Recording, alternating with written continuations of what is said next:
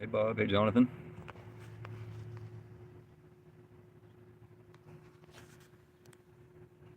How's everybody doing today?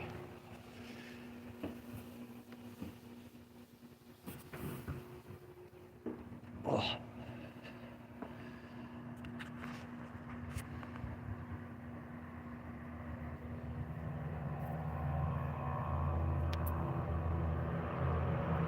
How is everybody?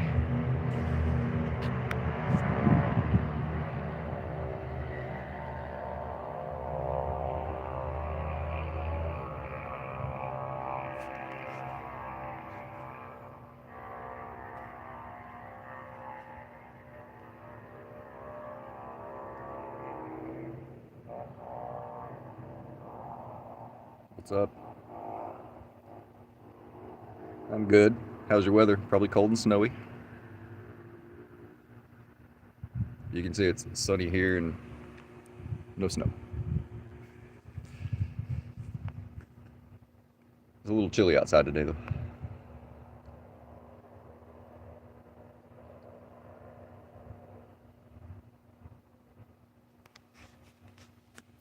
So my first go-to tool, yeah, it's like 45 here today. My first go-to, trouble making pups loves this one. Let me turn my camera around. Is my extendable.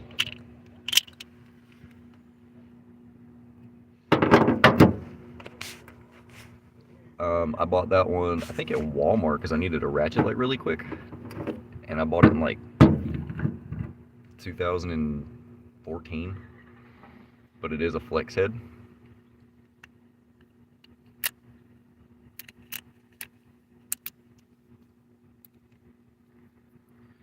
I think Trouble bought one of these because he loved it so much. He's seen it in so many videos.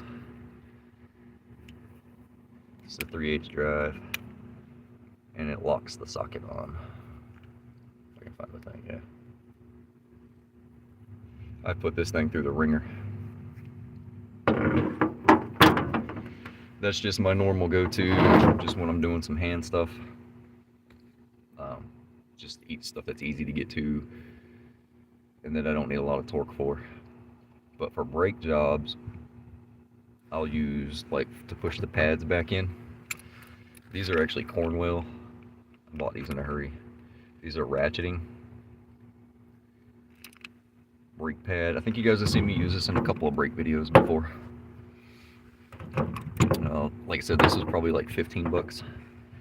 I think this right here was, I think Zach, the Cornwell guy, gave it to me for, I think it was like $45. It was the last one that he had.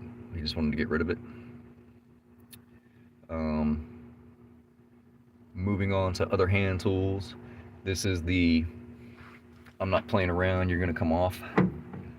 It's a 1/2 inch drive Matco ratchet.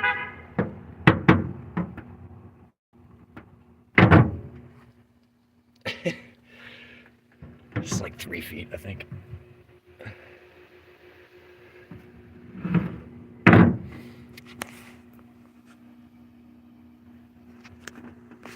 That's my, I'm tired of messing around with hand tools and I can't get an impact in there.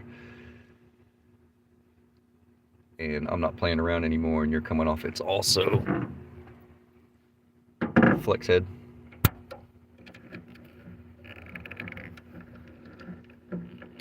Half-inch drive. I got this one from my Matco guy, Gary. He's like probably the best Matco guy ever. He gave me a really, really good deal on this because it was the only green handle one that he had in stock, and I like the green handles. And he gave me that one for, I think it was $195, and I think the regular like $250. But like I said, that's my okay, you don't want to work with a 3/8 drive, you're gonna come off, I ain't got time to mess around with you. And then my impact is my Milwaukee Nubby. It's the M18. It's got 600 foot-pounds of breakaway torque. It has 4 settings on it. I don't know if you can see it lighting up. It's on 1 right now.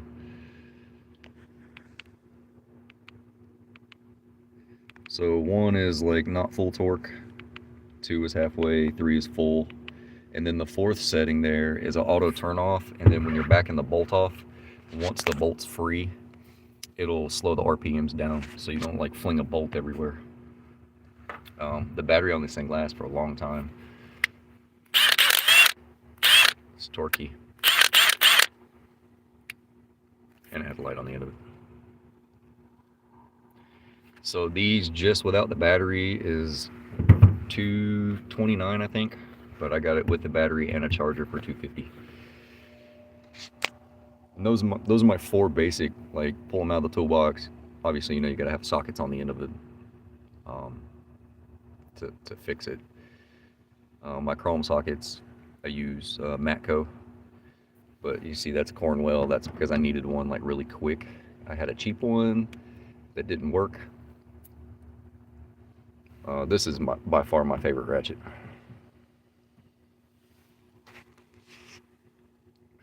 Hey, Lisa.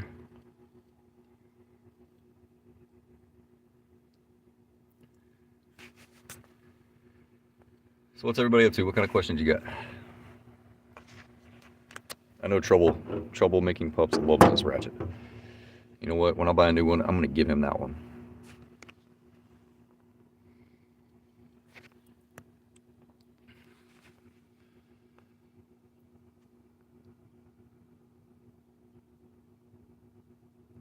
Hey man, how you doing?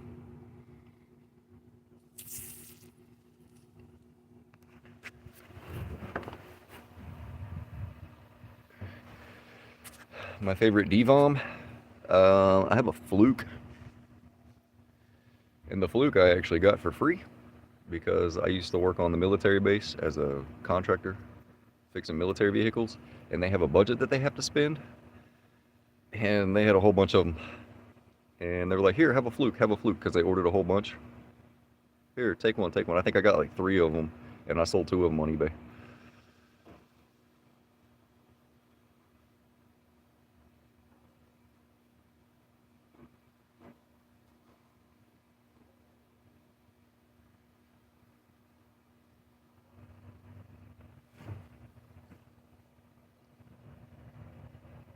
Oh, it's hanging, Jeffrey, it's hanging. Short shriveled to the left.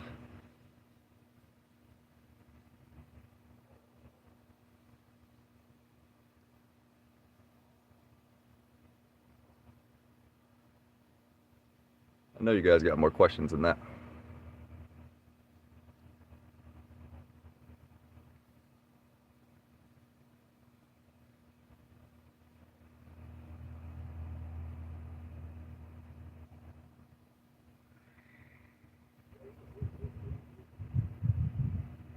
The Fluke 88. I don't know if mine's the 88. I don't remember which one it is off the top of my head.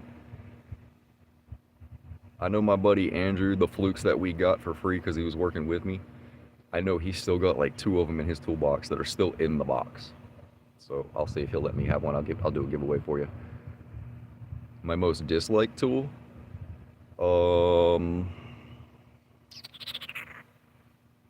depends on what I'm working on and what I'm doing. Let's see. Most disliked tool. I don't really have a most disliked tool. I have most dislike like locations of where they put things on cars to make it almost impossible to get to.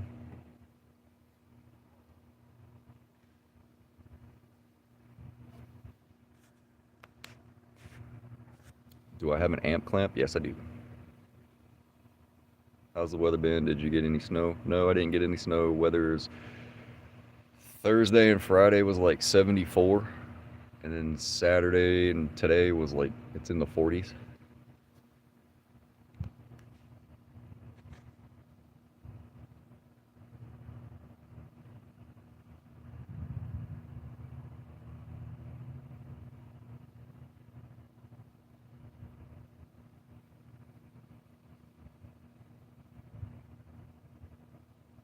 Thanks, Cody. Welcome aboard.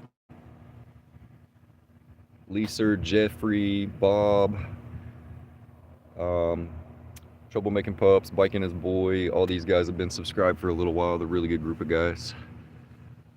What brand? Amp Clamp. It's actually built onto my Fluke. 70's perfect here, Bob.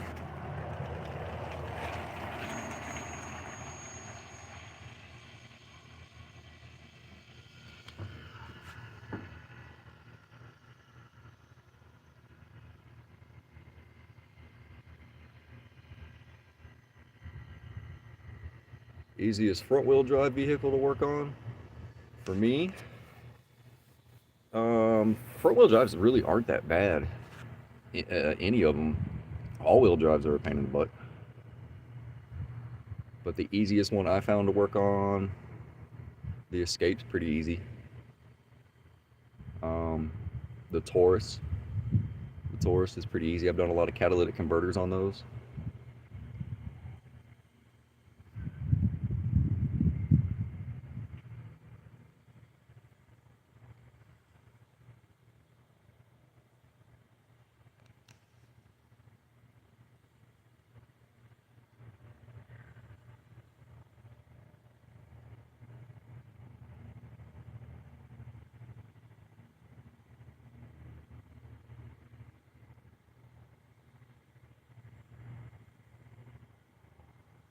Yeah, rear wheel drive, a lot easier.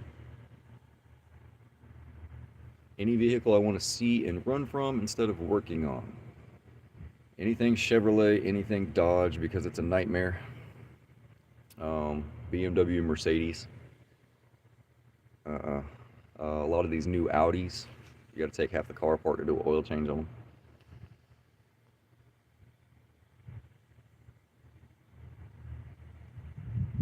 Yes, Snap-on dealers are very difficult to deal with. There was a Snap-on dealer guy that I used to work with, and this is why I don't deal with Snap-on anymore. It seems like their prices go up and their customer service goes down. But there was a guy, his name was Bobby. He was a Snap-on dealer. He worked for Snap-on, so he wasn't like a franchise.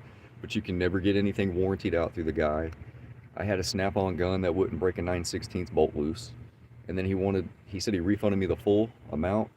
And then he's like, well, you're still gonna have to pay tax on it, blah, blah, blah, blah, blah. I was like, man, you go to Walmart and buy something, return it, and still have to pay tax. So we had a falling out. And then there's a new Snap-on. And he came to our shop like one time and never seen him again. Dodge has gone down on quality, big time.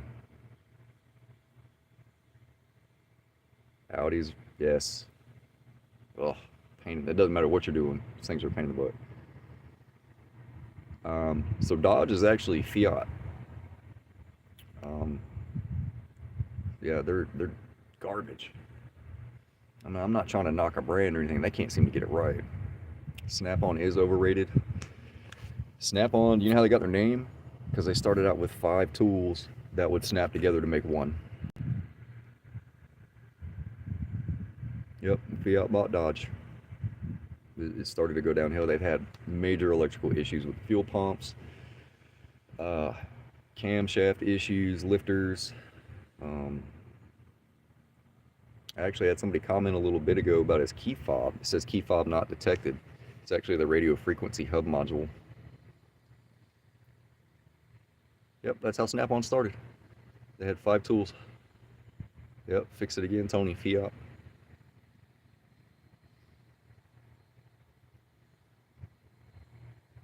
It was 5 different tools, and you can snap them together to make one tool, or just snap certain ones together to make a certain tool. And then they just got into making a whole bunch of tools. And honestly, their quality is not that great to me. I'll go to Harbor Freight and buy something if I need something real quick. Fiat electrical issues, I'm shocked. I'm not. It's called job security.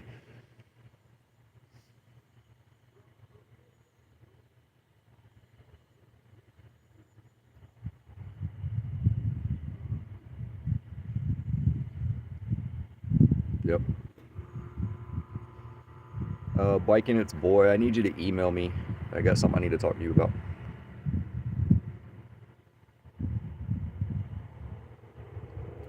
You probably service yours like you're supposed to too, Jeffrey.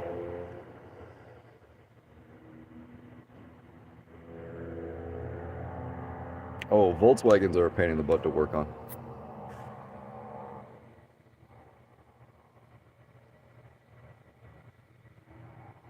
Yeah, yeah, the new Dodges are just. I see all these things post up on my Facebook page about Ram trucks. It's like, hey, jump into this classy vehicle. I'm like, classy? You mean classy by sitting in a dealership waiting for it to get fixed? Okay.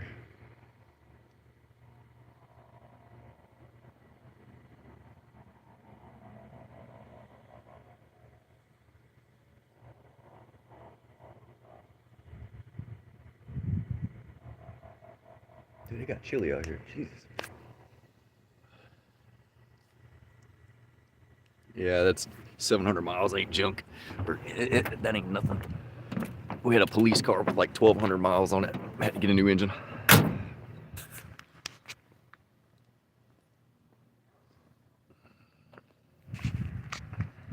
Oh shit, my bad.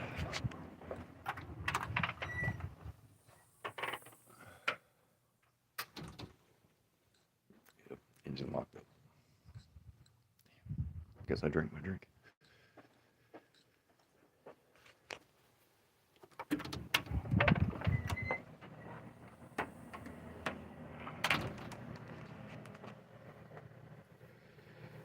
It's common for these things to lock up at 700, 1,200 miles. I think I did an oil change on a 2021 the other day. Ticking, it's ticking, the Hemi tick. So, dude, you need lifters and a camshaft. Obviously, it's still under warranty, so we took it to the dealer.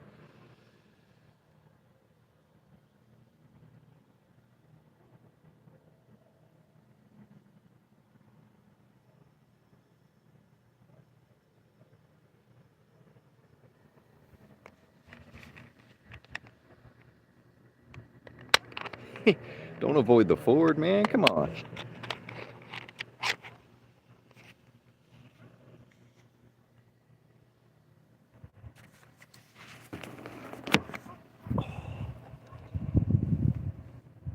Oh, I forgot. I love these things. These are wireless earbuds. I use these a lot. I'll stick one in my ear, that way I can listen to music or whatever. Or take a phone call when I'm busy. They're really cool. It actually has a charge bank on it too. These things are like 115 bucks. Probably the best set of earbuds I've ever had.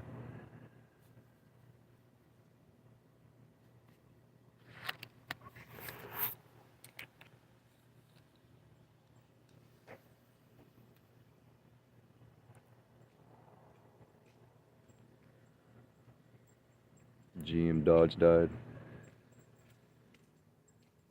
No, come here. No, Zeus.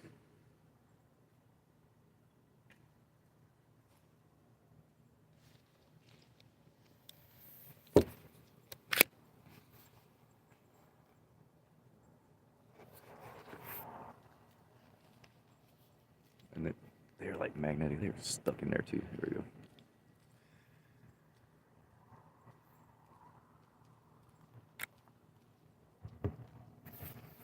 Yeah, see it lit up because I took one out. See if I can get it to focus.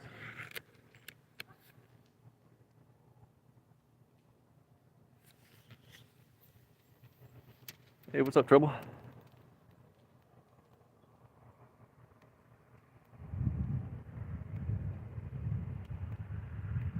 Yeah, these are my favorite earbuds. Hey, Trouble, I told them whenever. Mail, motherfucker! Cool, you emailed me. Trouble, I told everybody that when I get a new extendable ratchet, you can have mine.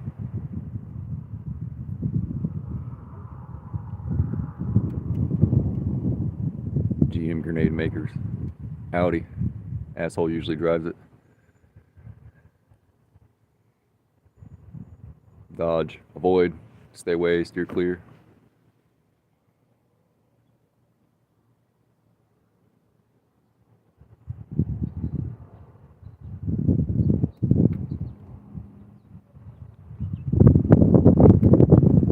Howdy, howdy. It's chilly out here. Oh.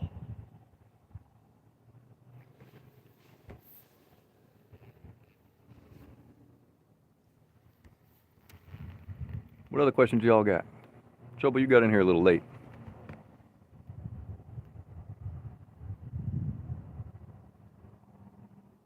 There's two other tools that I really like to use too, but they're at work. I don't have them here. One of them is my Matco scan tool and my test light with my back probe kit.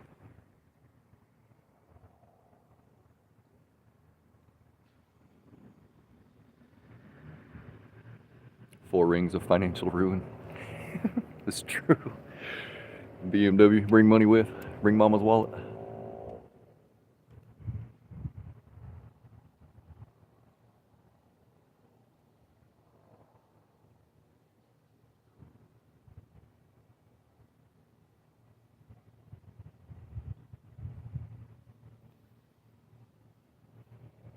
I'm sorry about that interruption a minute ago. That was one of my neighbors walking his dog.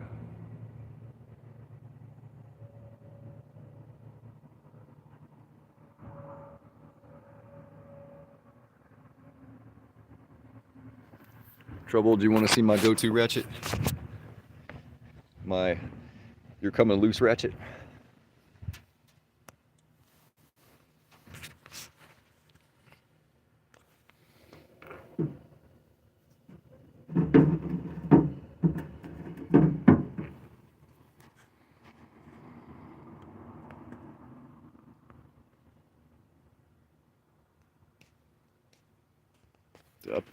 I've had this thing for about a year and a half, 2 years.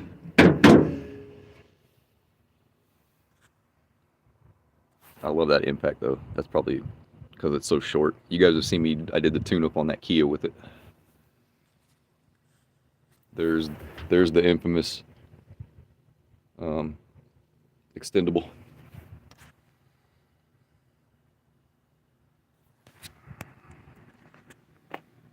My truck's dirty, I need to wash it.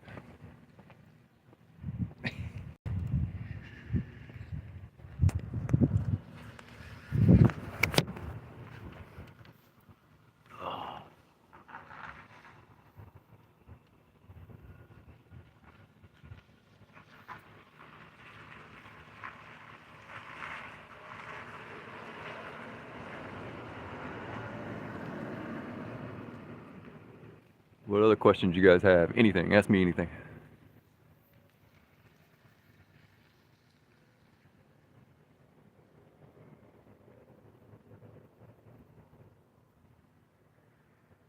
I love that Milwaukee. It's 600, it's the nubby one. It's 600 foot-pound breakaway, but it has 4 settings. I don't know if you caught that earlier. It'll freeze if you try to wash it. It has 4 settings, 1, 2, and 3. 3 is full torque, and then the 4th one is actually for when you're backing the bolt out. The impact will stop, and then the RPM slow down so you don't fling a bolt somewhere.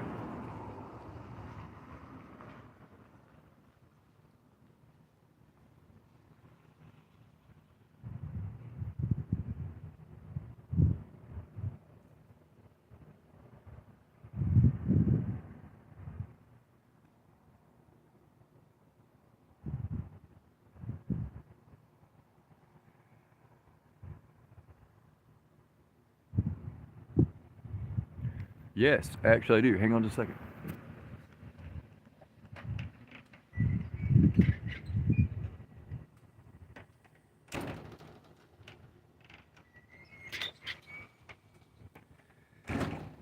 So, I told you I don't really like Snap-on. But when I was at Ford, that was that Snap-on dealer, he gave me a bag and a pair of hose clamp pliers.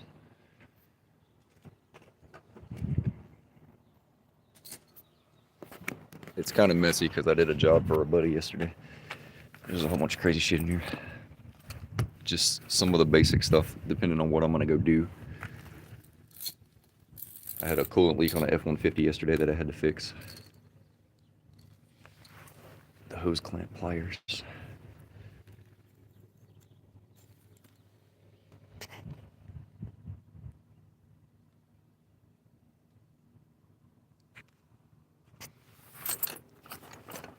But it just has some sockets and stuff in there. I grab some basic stuff that I need. Like I said, depending on what I'm gonna do. If I'm doing a brake job, you know, I grab my ratchets, my impact, my brake piston or compressor, and I'll throw it in that bag and carry it to where I need to go.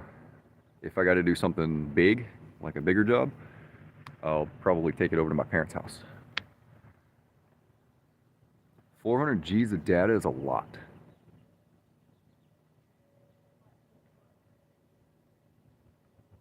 Yeah, he gave me something because he was trying to get me back as a customer.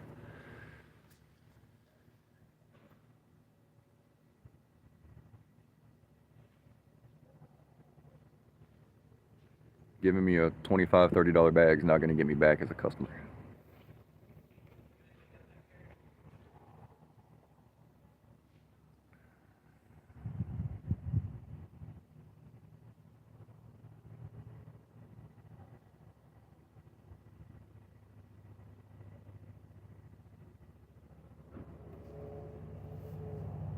What was leaking on the F-150? The overflow tank, quick connect hose? Yeah. Yep. Everybody's dead. 2 bags for electrical diag repair. I hate electrical. I can do it though. Oh, he was very desperate. He tried and tried and tried. He was only supposed to come in like, you know, they come in like once a week. He was coming in every day to try to get me. But the F-150 is just like that previous video that I posted with the coolant reservoir and then the upper radiator hose. It's a common issue on the 5.0. 11 through 14. This was a buddy of mine, the one that was clocking me with his radar to verify the speedometer was working on that lady's Lincoln. His daughter's, she's got a 2014 F-150 4x4 and it was leaking.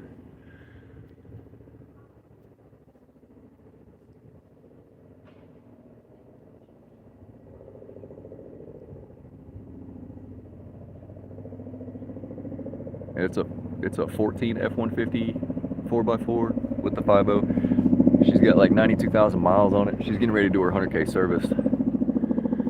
So I'll be able to video that for you guys. It's gonna be a lot.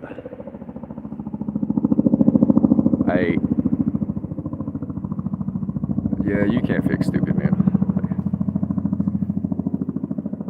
I don't know how you want me to fix something that's not broken. There is a Chinook.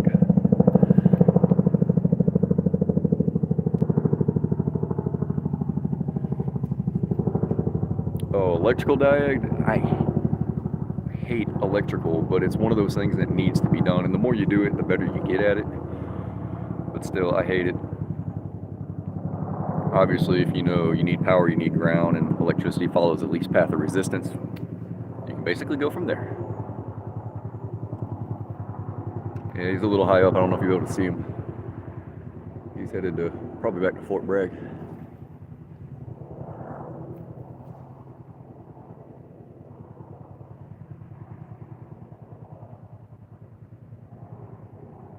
Well, you can do all my electrical then there, buddy.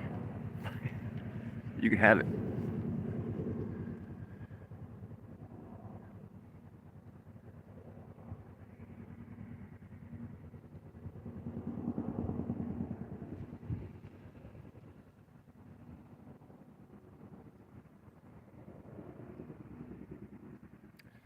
It does make you better. It's not fun at all.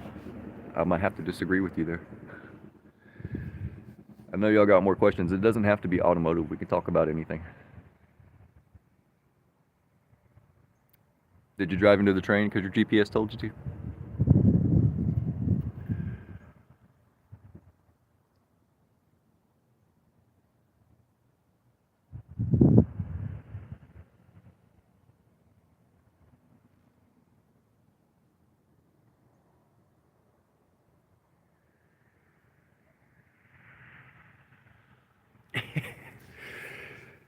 I retain information. I just don't like electrical, man. You're in tight spots, little wires.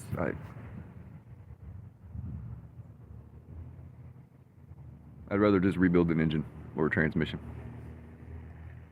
or rear end. I'm more of the mechanical kind of guy, brakes and suspension.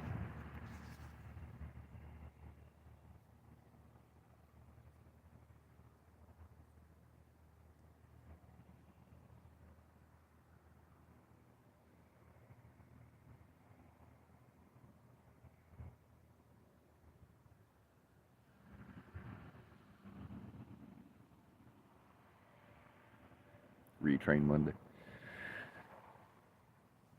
It's like Groundhog Day. Hey, you give me the mechanical, I'll give you the electrical.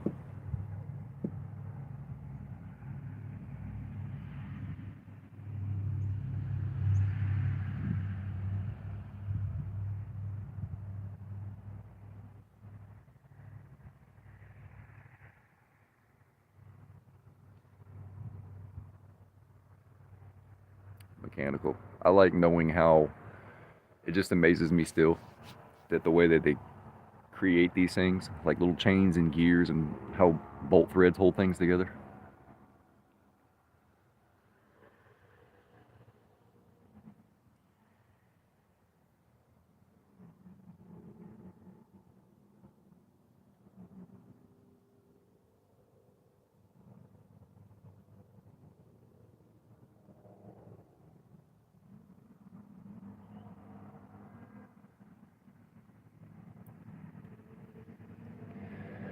Oof.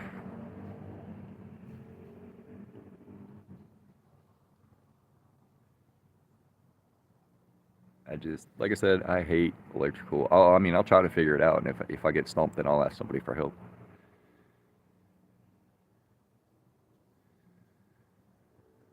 Mechanical is not bad at all. Like I said, I love doing mechanical. I like pulling things apart and seeing where it failed, putting it back together, making all the measurements and tolerances and stuff like that, torque and everything. It's more fun than crawling under a dash for electrical.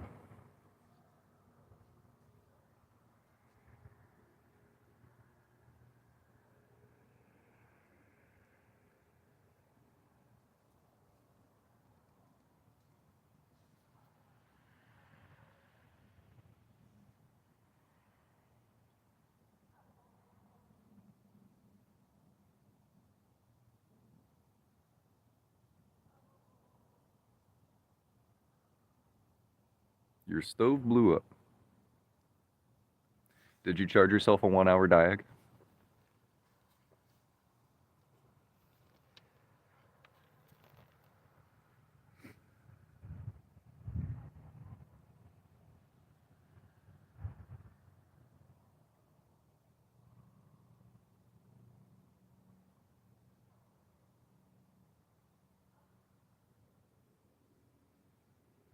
Programming, I know Rich put out that video the other day about programming the APIM and all that stuff. And I saw that video and I commented on it. I was like, dude, that looks like a pain, because back in the day, good ripping and tearing, I always seemed to.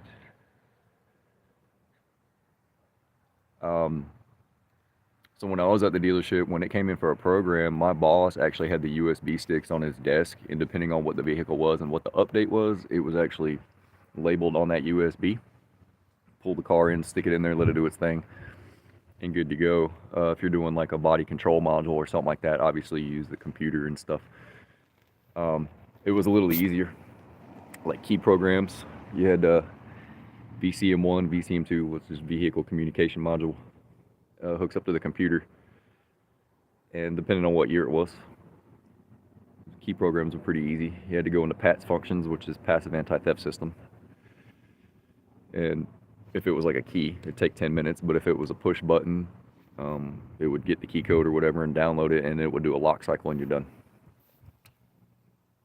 But what he was doing the other day looked like a real pain in the butt. You know, the accessory protocol interface module, which is the APIM, the way he had to go through there and do all that stuff, it was just very time consuming, and it shouldn't have to be that way.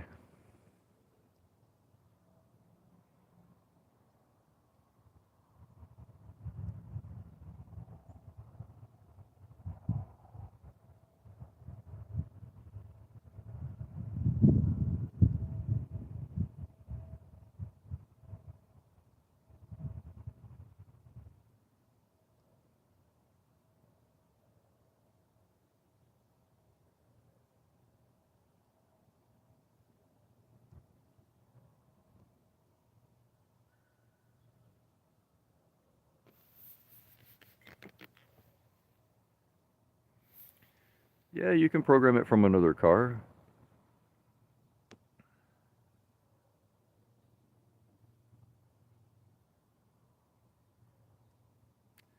True. Usually how you do the PCM is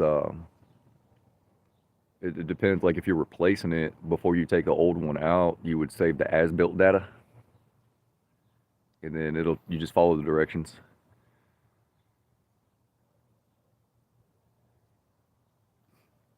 On these new ones, like you would programmable module installation, I think it is, PMI. You follow the instructions on the screen, save the as-built data, then it'll tell you to remove the old one, put the new one in, then download the data onto that, and then it'll have an update, it should, and then it'll allow you to start it and all that crap. Then you'd probably have to do a parameter reset.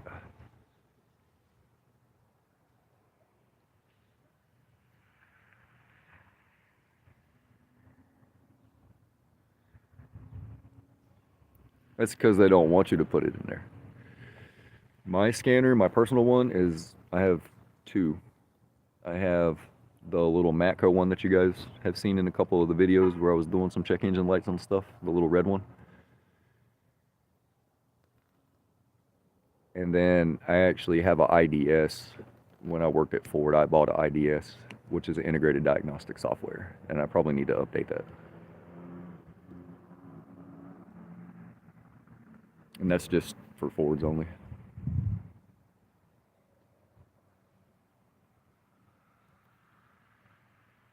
My scan tool was actually on my box at work, otherwise I'd show it to you.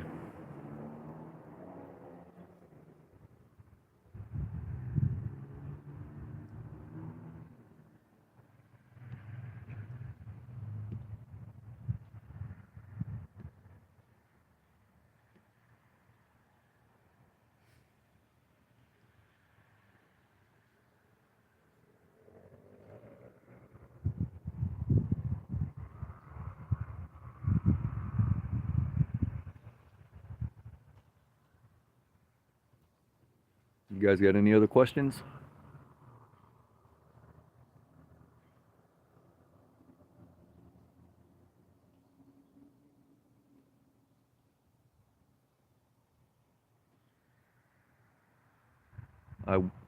Cars are getting complex. They are.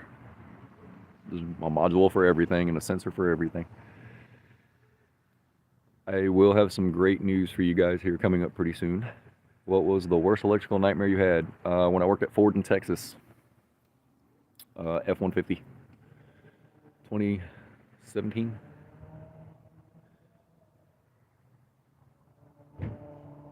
Nice. The electrical nightmare I had was it was a 2017 F-150. It had roughly 800 miles on it. It's a brand new truck. Obviously, it's under warranty. They were complaining of no power, and I mean like no electrical power. So here we are with the electrical nightmare. So I get it into the shop, and if you haven't seen the video of the Ford dealer I worked at in Texas, go check that out. It is a huge shop. It was like 95 bays. 90 of them were for Ford techs. So I got the key on in this thing, and I got the computer hooked up to it, and I don't have any communication with any module. I got the charger on the vehicle to get power to it to keep it above 12 volts. And it's just like I can't communicate with anything. And I think the body control module came online one time and went back off. And I fought with this thing for 2 or 3 days. And finally I asked the service advisor, is there something you're not telling me or something the customer didn't tell you? Come to find out, it got hit by lightning right up above the driver on the roof, above the passenger side. And it fried everything in the truck. So that was my electrical nightmare.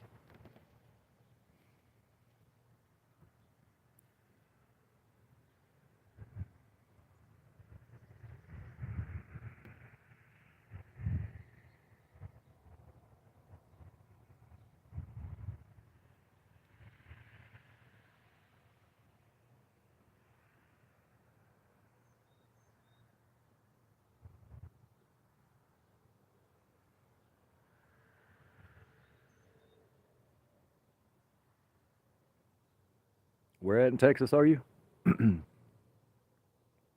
I lived in Killeen. I worked at Automax Ford right there on the expressway.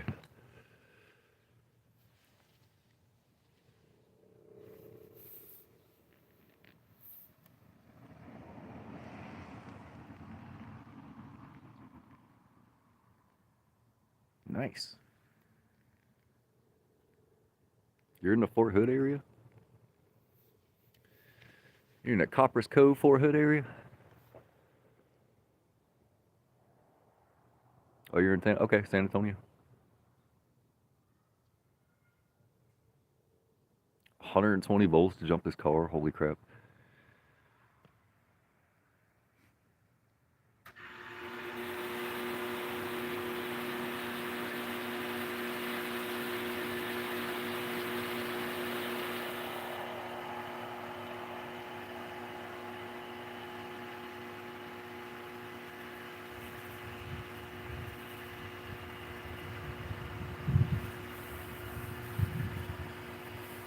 Biking It's Boy, if you get a chance, go into Killeen and not Sun.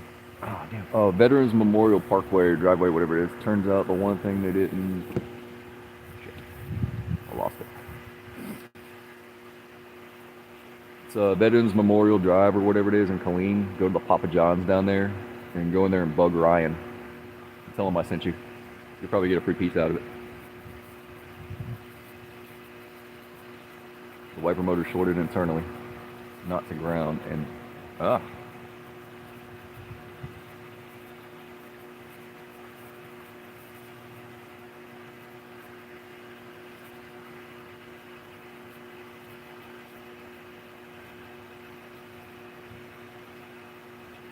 had a short to power.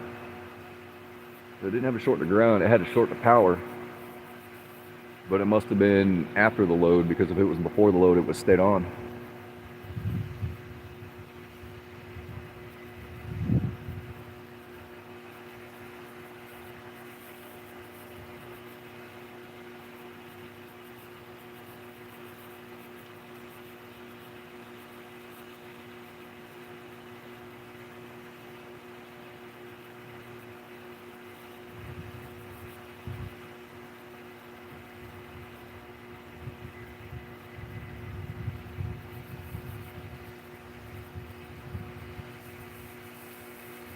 Yeah, I'm about to hop off here too. I'm standing outside and I'm getting cold. My feet are cold. So if you guys have any more questions, just go ahead and drop them in the comments down there and I'll reply to them. I always reply back to you guys. All my new subs, I appreciate you dropping by. Okay, it's short outside the housing. Okay, yeah, because if it was before that, then the wiper motor would have stayed on. I'll see you later, Bob. Thanks for coming in.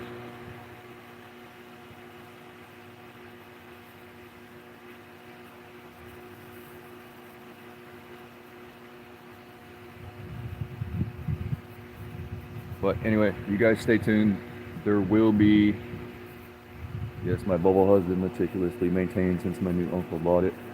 I put 200,000 miles on it. From Naples, Florida to Cincinnati. Oh, you're welcome, Jonathan. Yeah, see, Jeffrey, you maintain your vehicles, they last you forever, man.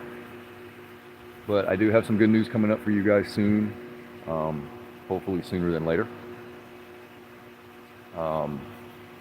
I'm actually really excited. I know Rich knows about what's going on, and Bob knows what's going on. But I can't really say anything right now. You're welcome. But I will keep you guys posted as much as I can. And then it's going to be a big surprise for everybody. So I appreciate it, you guys. Thanks for coming in.